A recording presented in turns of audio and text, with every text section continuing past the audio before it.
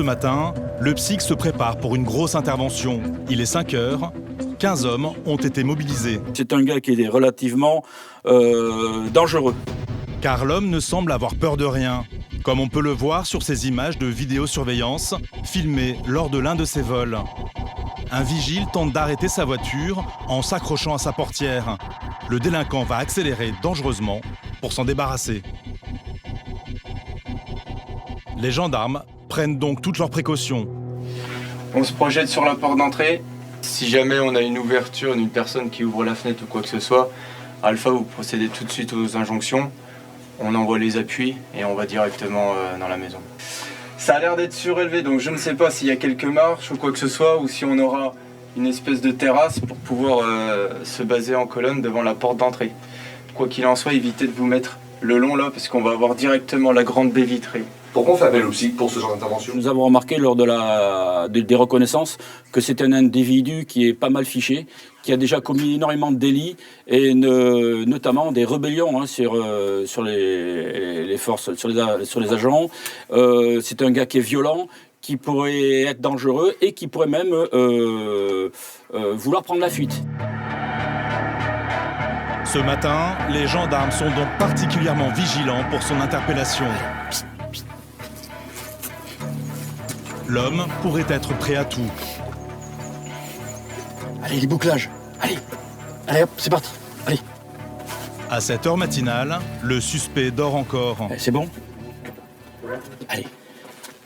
Ne restez pas devant la porte. Ne restez pas devant la fenêtre. Dépêchez-vous! Ça bouge. Ça bouge. Attention, ça ouvre. Ouverture. Allez. C'est le suspect lui-même qui a ouvert la porte. Quelle est votre identité, monsieur? Votre identité, monsieur. Il est tout de suite interpellé et menotté. Ici. La mission des gendarmes du PSIC n'est pas encore terminée. Il faut maintenant fouiller la maison afin de vérifier que le reste de l'enquête pourra se faire en toute sécurité. Le capitaine Camille commence par la cave. Bon, c'est clair ici. Putain, c'est vaste. Allez, c'est clair pour moi. Et dans ce sous-sol, il va découvrir une véritable caverne d'Ali Baba. Alors après, il y a de tout comme matériel, à voir si la personne pourra justifier de facture. Et mais ça sera le rôle des enquêteurs. Le dernier vol commis par le suspect serait un téléviseur. Mais face aux gendarmes, l'homme clame son innocence. Mais là, pour le coup, pour de vrai, c'est vraiment pas moi. Parce que vous allez vous rendre compte qu'à la fin, c'est vraiment pas moi. En fait, vous allez fouiller chez moi pour rien. Je vais chercher un élément en particulier. Si je le trouve... C'est quoi, c'est un téléviseur, c'est ce que vous m'avez dit? Voilà, un téléviseur. Donc je vais chercher un téléviseur. Je fais le tour des pièces. Si j'ai pas de téléviseur, et ben on s'en va. Vous dites qu'il n'y a pas de téléviseur chez vous. S'il n'y en a pas chez vous... Ah si, il y en a. Non mais moi je vous l'ai pas en tout cas. En tous les cas, je l'ai pas fait. On n'a pas de télé ici. Ah mais tu sais que vraiment, c'est pas moi, maman. Je jure vraiment, pour de vrai. Tu sais qu'il se trompe. On a les factures, je lui ai dit qu'on a les factures. Non, mais de toute façon, il sera pas, monsieur. Je dis des paroles. Si je vous dis qu'il y est pas, c'est qu'il y est pas. Voilà, c'est pas pour ça vous mentir, alors que 2 minutes après, vous allez monter en haut et vous allez le trouver. Voilà, c'est con de ma part. Mais ce que ne sait pas ce jeune homme, c'est que les enquêteurs ont une preuve accablante. La fameuse vidéosurveillance filmée le jour du vol. On y voit un homme voler en toute impunité une télévision dans les rayons d'un supermarché. Un homme qui ressemble étrangement au suspect.